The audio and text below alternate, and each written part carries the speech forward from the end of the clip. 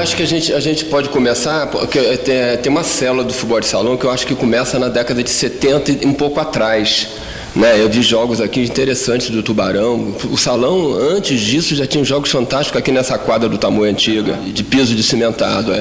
E depois, na década de 70, a gente tem que, né, Rico, todo mundo aqui, o doutor Fernando foi uma peça-chave, Nils Alta Maurício, montaram uma estrutura administrativa que voltado para o salão. E aí eu lembro que a gente ganhou um alento grande quando a gente trouxe Fredo para perto da gente, Rico, que jogava um futebol de salão de forma da gente. Até então a gente jogava, lembra essa? 2-2, dois jogando aqui, um pivô lá no meio da quadra, um cara no meio da quadra que era mesmo, mais ou menos o cara que recebia as bolas, que era o Rubinho, por exemplo. Eu tinha uma admiração por Rubinho do Radar, que ele jogava ali, a bola colava no pé dele. E aí o Fredo veio, não é assim que joga, a gente joga com 3 atrás. Ali foi na década de 70, a gente começou a jogar assim. Aí tiveram aquelas partidas fantásticas dos jogos abertos aqui, aquilo foi fantástico, a gente enfrentou Timaça, e conhecemos Rogério, do Ipiranga, jogamos partidas brilhantes, até que jogamos uma partida boa contra o Atlântica Boa Vista, não foi? A gente perdeu de 4-1, se eu não me engano. Eu acho que essa célula aí, que culmina com a Liga Futsal, começa nessa galera aí, o Tubarão, o Reg, o Tufão do Arraial do Cabo lá atrás, na década de 70, depois foi um processo natural. Eu acho que a gente tem que revelar isso. Então, aí em 1981, em outubro, eu saí de um campeonato carioca lá no Rio de Janeiro, tive que vir para cá em virtude de situações particulares, né, do meu pai. O Nelson até acompanhou a situação de saúde dele. E aí, de repente, tomei um susto, que não tinha, bem dizer, nada, né? Era totalmente diferente de lá, né? E aí, eu me lembro, vou resumir aqui, aí me lembro de juntar com a Mintas, da Ótica Visão, na época, e fizemos, não sei como apareceu aquela ideia de fazer um campeonato de empresas, né? Aí houve o campeonato de empresas, né? E depois tive uma dificuldade para ter a disputa do 3º, 4º lugar, o vice-campeão e o campeão. A gente queria trazer para o Tamoio, né? Mas tinha uma situação assim meio complicada. Aí Elcio entrou na jogada para conversar com o doutor Fernando. Era na Praça da Bandeira, né? Isso, a gente utilizava os campeonatos, eram em várias quadras, nas quadras abertas. O secretário na época acho que era Chuba. Isso. Aí conseguimos, Elcio, bater um papo com o doutor Fernando Azevedo, conseguimos trazer pelo menos esses 2 jogos aqui, foi emocionante, tudo, o ginásio lotado. Aí depois dali a gente se motivou, aí tem essa história muito engraçada. Aí estou passando ali em frente à Câmara de Vereadores, alguma coisa particular da empresa que eu estava resolvendo, aí Chuba vem atravessando a rua, né? Ô, Eliseu, foi bom encontrar você aqui e tal. Rapaz, recebemos um convite lá de Teresópolis para participar de uns jogos e tal. Eu falei, e aí? Não confirmamos ainda não, porque tem uma dificuldade, quais são as equipes, material esportivo, sei o quê. Eu falei, cara, deixa comigo. Aí nós resolvemos com o Virgílio, que deu o uniforme na época. Aí conversamos com o Everaldo Lobac, resolveu o problema, ele assumiu o basquete. Eu não me lembro no vôlei, no handball, agora me fugiu aqui quem ficou responsável para fazer a mesma situação. Ir em alguma empresa, arrumar o material esportivo, e conseguimos ir para Teresópolis, mas sem agasalho. Meu amigo, naquele desfile, no primeiro, né? E aí a gente conseguiu já manter algum contato. Mas o legal disso tudo é que a gente viu, por exemplo, salonistas, né? Como o Alfredo Barreto, o Rico, jogava lá no Rio. Elcio teve uma passagem lá pelo Monte Sinai. Eu tinha jogado infanto, juvenil, Melo, Cortume Carioca. Não, mas fazia parte, né? E o último ano meu lá no Cascadura, quando saí no meio do campeonato 81. Mas aí é bom que a gente fez um fechamento legal. E aí tinha os treinos na Praça da Bandeira. E uma vez, está aqui. Está faltando o Alfredo Barreto, né? A gente não pode esquecer do seu Vivaldo Barreto, que foi importante também. E aí, uma vez, nós estávamos conversando, né? Poxa, será que um dia vamos ter um campeonato de Cabo Frio, um campeonato municipal, né? A gente vislumbrando, era um sonho, né? Se ia ter isso ou não. Teve o 2º campeonato lá em Teresópolis, né? Tem umas histórias lá do Bifão, né? E logo em seguida, não recordo agora como, mas nós montamos um campeonato, né? Só que era um campeonato em que quem tinha o domínio eram nós. E aí ficava complicado, né? Porque na hora que desse um problema, como deu, quem que vai resolver? Cadê o regulamento? Cadê a lei, né? E aí, infelizmente, não teve a final. Não sei se vocês lembram, o Giovanni, que era do Arraial do Cabo, né? E era um timaço, né? Sempre tinha um time bom, né? E aí eles, não me recordo agora, acho que ganhamos, depois eles não quiseram vir aqui, alguma coisa assim, né? E acabou não tendo a final do campeonato. Aí entendemos, né, que teria que ter algo forte, com lei, com regulamento e tal, que foi a questão da Liga. Mas tem uma situação que eu pulei aqui, porque no primeiro ano que a gente foi a Teresópolis, nós sentimos um frio, filha da mãe, na hora de desfilar, né? No próximo a gente precisa de um agasalho. Cara, como é que a gente vai conseguir um agasalho? Aí quem vai contar essa história agora é Elcio. Tem várias histórias interessantes de futebol salão, né? Eu falo que eu tive o privilégio de jogar quase com 3 gerações. Joguei com o Juarez, jogava muito, Rico era um craque, carne frita, né? Alfredo Barreto foi o maior de todos que eu vi jogar, entendeu? Eu lembro que ele era pivô e eu era ala. Aí eles eu veio, gente, tem uma coisa errada. Elcio é maior que Alfredo, entendeu? Vamos trocar. Não foi? Vamos botar Elcio de pivô e Alfredo de ala. E deu certo, entendeu? Só pelo olhar dele eu sabia onde ele ia meter a bola. A maneira como ele olhava para mim, eu sabia. Foi o maior de todos para mim. Ele fazia cada coisa com a bola que eu tentei fazer em casa para ele, não conseguia.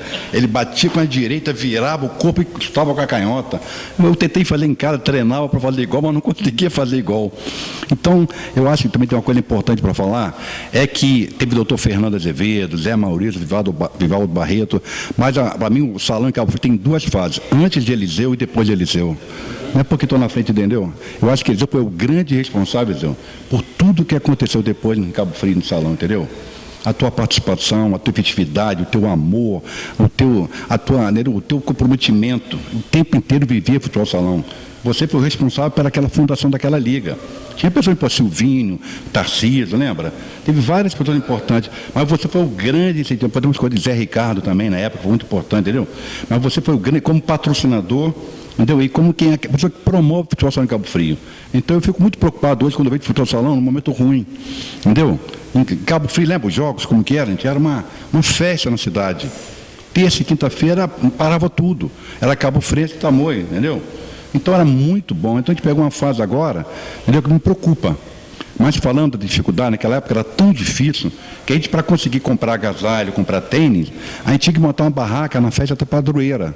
Entendeu? Aí conseguia camarão em São Pedro, né? Bebida. Tinha um carro antigo do meu irmão, uma caminhonete azul grande, horrível de pilotar, eu pilotava aquilo com medo, entendeu? Para a gente carregar tudo, entendeu? Mas foi uma história bonita, né? Que a gente foi, no final a gente comprava tênis para todo mundo, entendeu? Então eu acho que o salão tem muita história para contar e tem uma geração muito legal, entendeu? Tem Marcelo Peixe, Zé Ricardo, Everaldo, aí depois, entendeu? Quem é Gustavo, aí tem Careca, Maguinho, Robert, entendeu? Tem outra geração mais nova que veio depois, Aritana, turma mais nova, né? Só tem craque, tem um celeiro de craque, cara. Eu nunca vi igual. Eu vejo os jogos do salão olhando e falei, gente, Cabo Frio é para estar todo mundo aqui, cara. Entendeu? Depois tem aquela garota Rodolfo Mureb, Rafael Massa, lembra? Aquela garota Vitor, Mitini, que jogou no Vasco. Lucas, só tinha craque, gente. Era uma geração ótima, né? Então, entendeu? Isso que eu fico preocupado hoje em dia, entendeu? Mas a história do futebol salão passa por Eliseu Pombo, antigamente Fernando Azevedo, J. Maurício, entendeu? Aí quando vieram os craques do Rico, né? Rico, Alfredo, entendeu? Aí a coisa mudou. Lembra que Reizinho era o técnico do Juvenil do Tamoio. A gente foi jogar com o time do Rio. Aí a gente aprendeu a rodar, bater e rodar, bater e rodar. Então a gente pegava a bola, a gente batia e rodava, o outro time pegava a bola, gol. A gente perdeu de 10-0. A gente não fazia nada, só ficava rodando. Entendeu? Porque a gente aprendeu a rodar. A gente não sabia o que era rodar no salão com 3. Entendeu? A gente começou a rodar. Então achava que um barato. Batia na bola, que deixava de letra, aí só rodar, ia para bom gol contra. Não, mas foi ali o início de tudo, entendeu? A gente fez bons jogos aqui, né? Jogos abertos, entendeu? Eu era mais garoto, na época, Rico era titular, Juarez, entendeu? Reizinho, né? Carne frita, Leandro, carne frita jogava muito também, entendeu? Pô, então, uma época, entendeu? Eu estava começando. Mas tem uma história muito legal.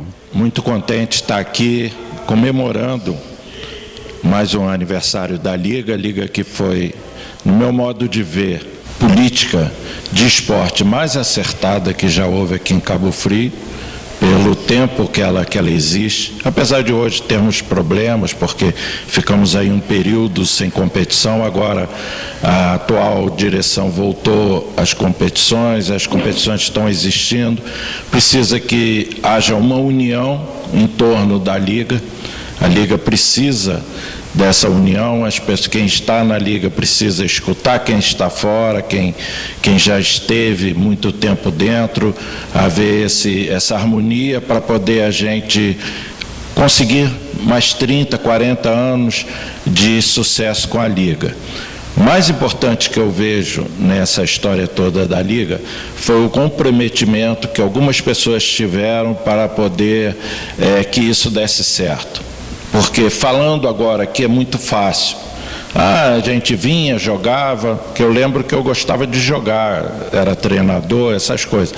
Mas e a parte ali burocrática, administrativa da Liga?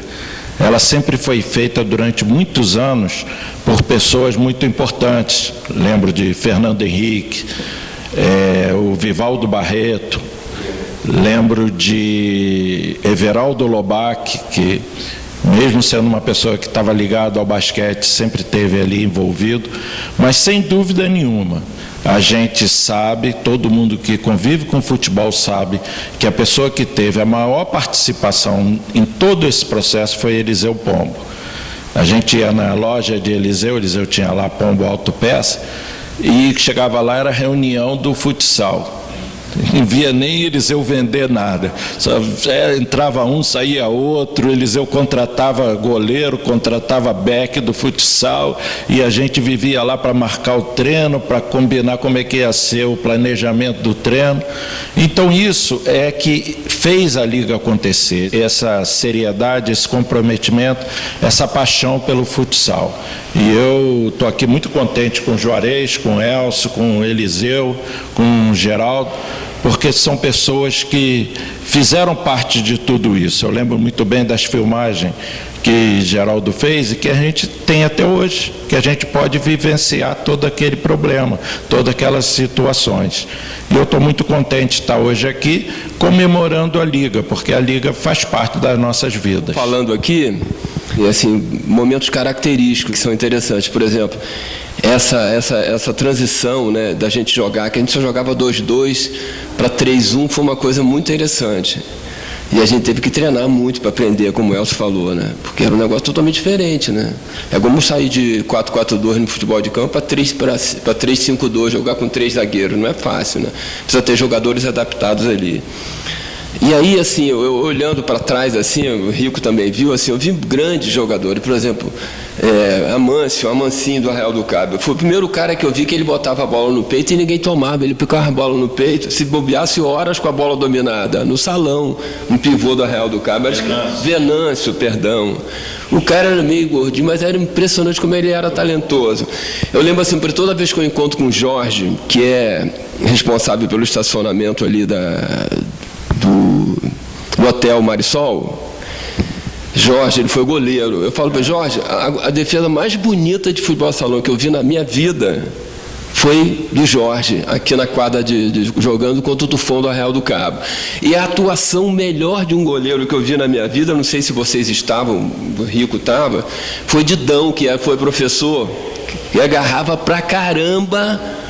Nós fomos jogar contra o Plínio Leite, Niterói, acho que não, porque era um time do estadual, jogos estudantis. Nós fomos jogar contra o Plínio Leite. O Plínio Leite já jogava muito mais no centro de salão.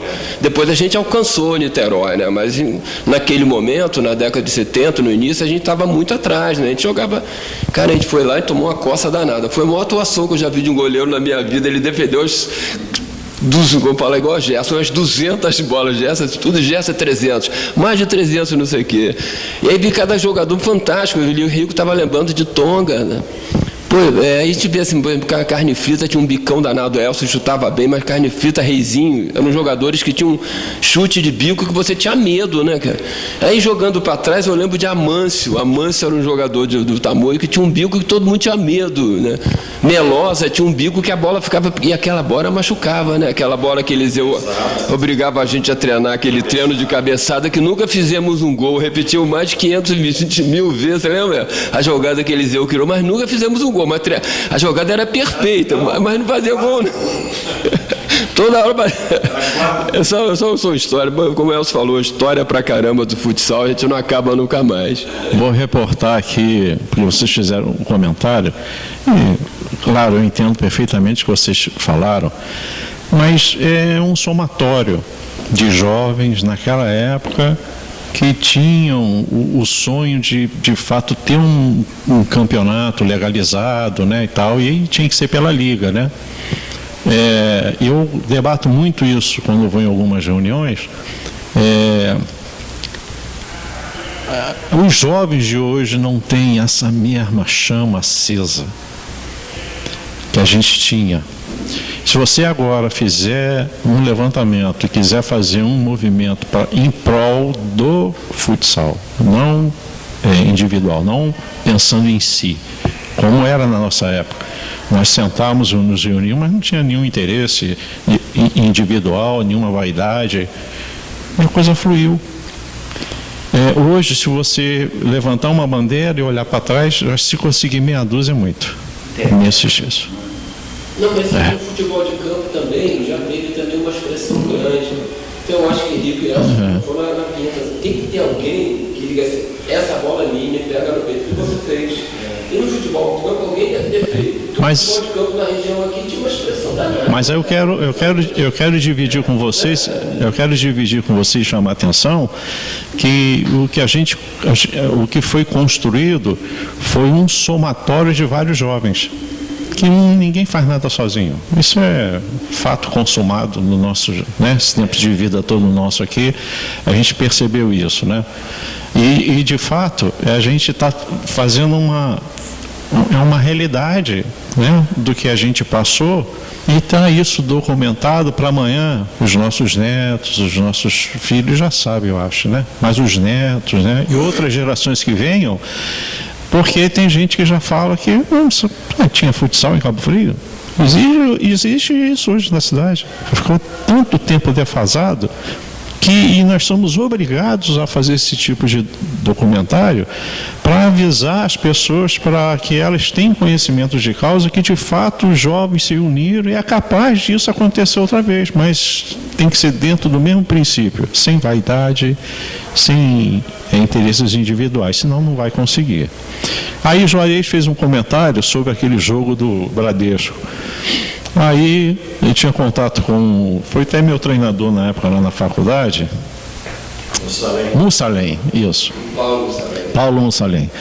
Aí falou, Mussalem, a gente precisava. Aí o pessoal aqui assustado, né? Cara, mas vocês vão trazer a Bradesco dominava naquela época, né? Aí, vocês são doidos, não sei o que e tal. Cara, mas pra gente aprender, né? Vamos trazer o Bambambam. Eu não estou preocupado com o placar, né? E o primeiro tempo, acho que foi 1-0 a gente, gol de Reizinho. Aí veio o segundo tempo, 7-1, os caras ganharam da gente. Aí o Michele de Hipólito, falando em dizer lá no Rio, é a mesma coisa, cara. O jogo fica amarrado, e quando chega a parte física deles, aflora, não sei o quê. Conclusão, aí fomos para a casa de Juarez, nos reunimos, fez o churrasco lá e tal, pá. Aí juntou todo mundo. Olha só a conscientização que tinha esse grupo. Aí, rapaz, o que nós temos de diferente? O que os caras ensinaram para a gente? Parte física. Aí Rico assumiu de fato, já começou a fazer uma preparação. Tinha uma turminha que se escondia, fingia que correu, mas não correu, ficava em cima da árvore, né? Que a gente contou. Depois que a gente vai saber dessa história, né? Na época lá não. E aí é um processo evolutivo. E a gente chegou, né, a ponto hoje. Naquela época, como eu comentei, né, de ter várias escolinhas, e teve uma saída minha, que eu sei que o pessoal do Tamoio ficou um pouquinho chateado. Mas Mas nós tínhamos conversado, acho que nós 4, acho que Fredo também estava, acho que até seu Barreto, que não tinha condições de a gente ficar só no Tamoio. Porque o Tamoio era uma seleção, na realidade era a seleção de Cabo Frio, né? Tinha lá o Arraial do Cabo, que tinha uma baita equipe também, impressionante. Eu, cara, se a gente ficar aqui, como é que a gente vai levar todo esse conhecimento que tem que ter um preparador físico, que tem que ter treinamento, né? Aí nós tínhamos a Cabo Friense, que tinha aquele ginásio lá e nada se fazia.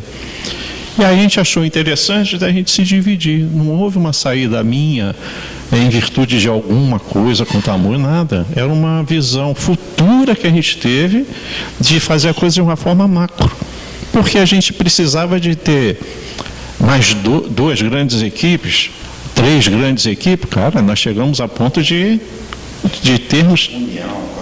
Isso, e para disputar o campeonato estadual, teve época que foram 3 equipes de Cabo Frio para disputar o campeonato estadual. Olha o legado que a gente deixou, além daquilo que a gente comentou de empresas, né, de escolinhas, né, olha que nível que chegou, a ponto da gente ser uma balança, pender muito forte para a construção do ginásio, que aí foi uma outra evolução. Mas olha o que a gente aprontou, uma coisa simples, que a gente queria só ter o campeonato da cidade, aí de forma qualificada, aí tinha que ter a liga, conseguimos fundar a liga, conseguiu ter um campeonato, conseguiu ter várias escolinhas. Eu me lembro que teve uma discussão, J. Maurício e acho que Fernando Henrique. Não, agora nós vamos fazer um campeonato de Master. Não, eu não recordo quem que defendia o campeonato de Master. Aí o outro, não, temos que fazer o campeonato de escolinha, que a escolinha vai dar, não sei o que, vão ser as sementes e tal, pá. Sei que acabou ganhando, em vez de fazer Master, fizeram a escolinha e foi uma decisão sábia, né? Porque muitos, né, o Aritana mesmo começou ali, vou falar Aritana, daqui a pouco eu vou esquecer de outros, né? Mas serve como exemplo. E vieram, e ainda tem um detalhe. Nós temos jogadores de futsal na época que foram gerentes de banco por causa do futsal, que entrou em outros mercados de trabalho por causa do futsal. Então você vê que gama, que legado que a gente deixou e teve esse desenvolvimento. Aí eu queria, porque eu me lembrei da situação da Bradesco, eu queria fazer esse comentário. Eu gostaria aqui de fazer uma lembrança. O Eliseu falou do legado em termos da nossa cidade, todo o ganho que houve em relação a esse projeto. Mas nós tivemos também, esportivamente falando, na gestão de José Ricardo como secretário de esporte, a nossa equipe de futsal representando o Cabo Frio foi bicampeã carioca, disputou 2 ligas nacionais, e jogadores aqui da cidade se destacaram, foram jogar em outros centros. Hoje temos jogadores jogando na Europa, jogando na Ásia, em vários lugares aí, temos treinadores sendo exportados. Então, esportivamente, todo esse trabalho também sempre foi muito bem feito, sempre foi de nível. Isso demonstra como foi correto o trabalho realizado por todos, né? Por todas as equipes. E Eliseu estava fazendo a menção ali das equipes. Eu lembro, Eliseu, teve uma época que nós tínhamos 10 equipes disputando um campeonato de adulto. E essas equipes disputavam o Sub-20, o Sub-17, o Sub-15, o Sub-13, o Sub-11, o Sub-9 e o Sub-7. Se você colocar aí, são mais de 1.000 atletas. E isso diretamente ligados ao esporte. Fora as pessoas que são envolvidas com esses atletas, fora os pais, fora os torcedores, né, fora os comerciantes que lucram com a venda. Esse legado esportivo, eu acredito que tem que ser sempre mencionado, exaltado. Teve uma geração também que foi a geração de Elcio, Juarez, Alfredo, Totonho, Marcelo, Everaldo, que disputou o primeiro campeonato estadual em 1988. Foi um campeonato, nós não fomos campeões, mas isso é uma conquista. Nós aqui de Cabo Frio, com 2 anos de liga, já fomos disputar um campeonato estadual de juvenil e de adulto. E jogamos, fizemos jogos, não foi time saco de pancada, não. Foi bem legal mesmo, o campeonato foi bem interessante. E é isso que eu gostaria de deixar aqui relatado. Eu tinha que falar de Totonho também, que foi um craque, né? Everaldo. Tá, galera, agora eu queria falar também de algumas pessoas importantes que a gente, às vezes, né? A arbitragem, né? Humberto, Aloysio, Nega, Mico Tardelli, Luiz Gaiama, quem mais está faltando? Hã? Beto Cuica. Então, porque era complicado apitar os jogos, né? Aloysio, eu falei, Aloysio, entendeu? Mico, Aloysio, Mico, Luiz Gaiama, Nilberto, segurava uma onda legal. Hã? Pessoal da base. Da base também, é verdade, pessoal da base, Não posso esquecer deles. Vai ouvir isso, vai reclamar. Nilberto. Eu falei Nilberto. Uma coisa também que era legal é a amizade que a gente tinha, né? Acabava o jogo, a gente ia lá para casa de um, para casa de outro, né? Era um bate-papo, era todo mundo amigo, a gente vivia uma vida, né? Uma outra coisa interessante, as mulheres eram complicadas, né? Eram torcedores complicadas. Eu lembro que estava um jogo com o time de fora, a torcida ficou atrás do banco do adversário. Por acaso, na hora que eu fiz um gol, minha mulher foi comemorar, jogou um copo de Coca-Cola num banco todo, cara. A porrada ia comer, confusão danada, eu saí correndo para lá, foi sem querer. Mas elas eram complicadas. Cláudia, Cristina, Lelé, Kalina, quem mais? Era um negócio complicado. Então é engraçado porque... era. Cláudia foi comemorar o gol, Coca-Cola que nós de todo mundo, cara, entendeu? Aí foi Vou fazer um dueto? Vai. Aqui. Não, ainda você lembrou bem. Aí um amigo meu chegou no Tamoio e estava cheio. Aí ele viu uma vaga justamente perto das torcedoras do Tamoio.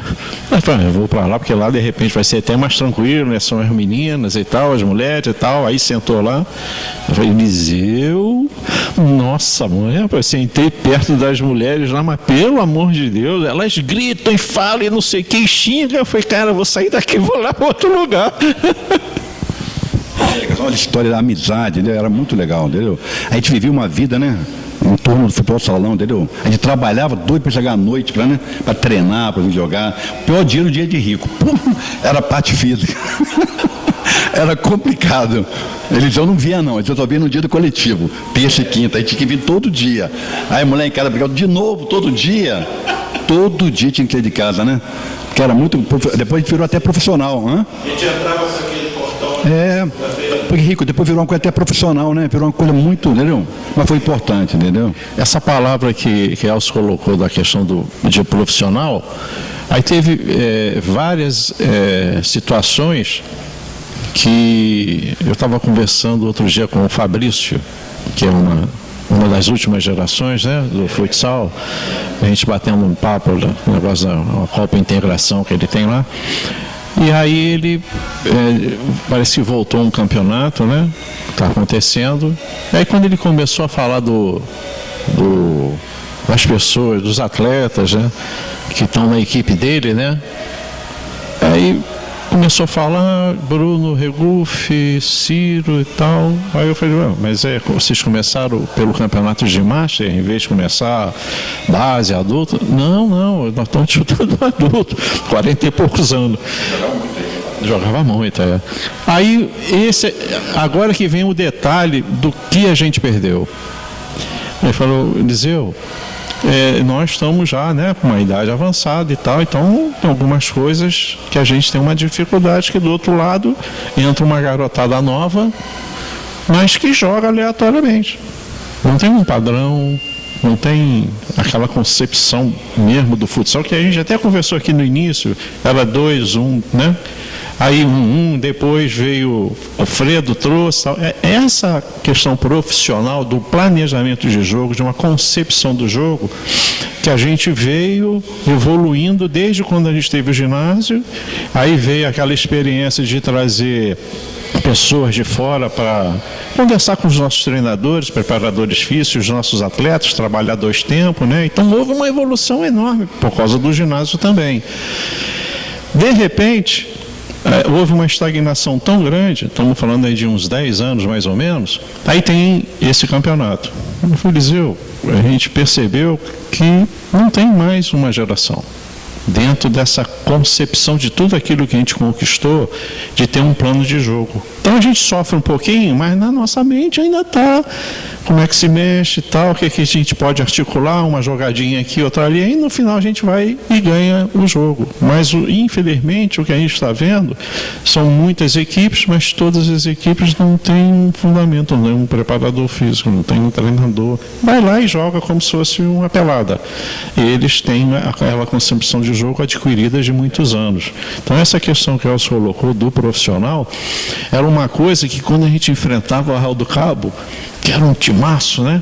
Aí daqui a pouco o jogo estava complicado, a gente estava até perdendo o jogo, não sei. Aí quando chegava aqueles últimos momentos do segundo tempo, aí perdia a condição física, a gente começava a sobrar e a gente conseguia ganhar deles, né? Mas era uma dificuldade enorme, porque eles não tinham essa concepção, eram jogadores natos, aquela coisa de saber jogar, do brincar, da alegria, né?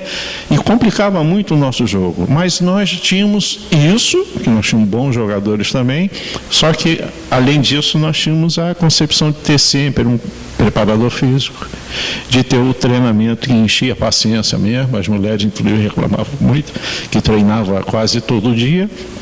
Aí, na hora de um jogo equilibrado, quando chega no finalzinho, isso fazia uma diferença enorme. Essa questão, eu me lembrei quando o Elcio falou da questão do profissional, né? Então, nesse período, né, de 81 a 86, aí apareceu uma pessoa muito importante que ajudou, né, também a fundação da Liga, né?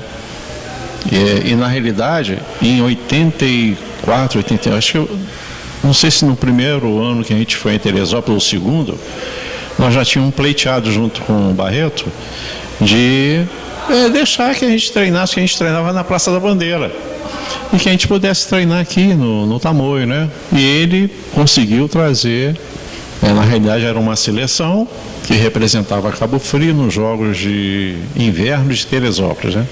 Aí viemos para cá, o Juarez tem uma opção de foto dele lá no Jornal Globo, na primeira capa lá.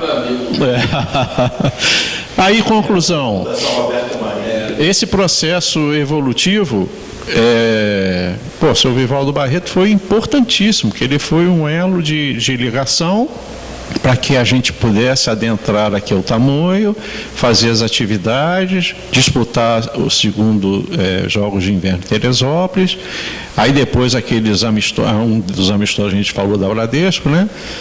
E também na Liga, porque se você analisar direitinho, eu acho que isso também teve um ganho, que a gente precisava de repente amanhã, quando, né, a Liga quiser de fato ser filiada outra vez à federação, né, ter todas as normas certinhas, e tem empresários. Porque se a gente analisar direito, além de termos nós jovens e participando da fundação, foi importante, acho que foi Rico que comentou sobre a parte administrativa, né? Como isso funcionava. Mas você tinha empresários. O empresário queria o que para ele? Nada. O empresário, além de não querer nada, é quem botava o dinheiro.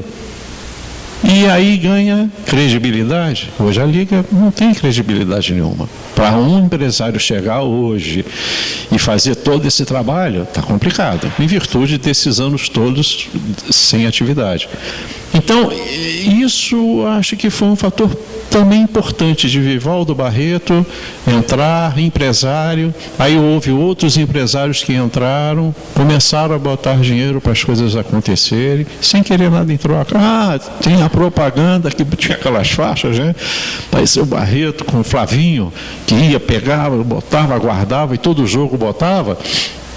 Mas a gente sabia que ali era uma propaganda assim simbólica, não é aquilo que dava um retorno de fato para as empresas. Era só uma maneira de evidenciar que essas empresas estavam ajudando ali. Eu acho que isso era algo que, se amanhã quiserem recuperar outra vez a Liga, acho que tem que ter esse princípio, né, de entrar empresários, porque são pessoas, claro, tem empresário que é envolvido dentro de uma questão política e é complicado também. mas que tenham só, né, essa situação de querer que a coisa aconteça. Eu vou fazer um investimento, mas sei que agora está afiliado à federação outra vez, agora tem a carteirinha, agora vai ter reunião, vai ter a ata, agora nós vamos estar em dia, e aí faz uma parceria, daqui a pouco a lei orgânica municipal, no seu capítulo 8º do desporto, tem um artigo que é legal fazer uma solicitação de subvenção, desde que preste contas depois. Eu acho que isso tudo somado, com a entrada de seu Barreto, que chegou perto da gente, né, e entendeu que nós estávamos querendo nada mais, nada menos, nós não queríamos aparecer, nós não queríamos, não tínhamos um interesse individual, nós tínhamos um interesse coletivo, que de fato a gente tivesse uma equipe, que futuramente a gente pudesse ter uma liga, que futuramente a gente pudesse ter uma competição. E eu acho que se não tivesse Barreto também, a coisa ficaria um pouco mais complicada. Então, eu quero deixar aqui também esse comentário. Dona Penha, rapaz, teve um jogo, acho que, não vou falar o nome dos atletas não, mas foram, em vez de treinar, acho que tinha um campeonato de Divaldinho lá em São Cristóvão, e tinha treino. Aí descobrimos, não sei quem, da comissão que passou, a fulano, Beltrano, Ciclano, acho que eram 3. Então tá. Aí eu me lembro que nós íamos tirar, mas acho que Juarez e, eu não sei se Elcio ou Alfredo comentou, não, vamos tirar não.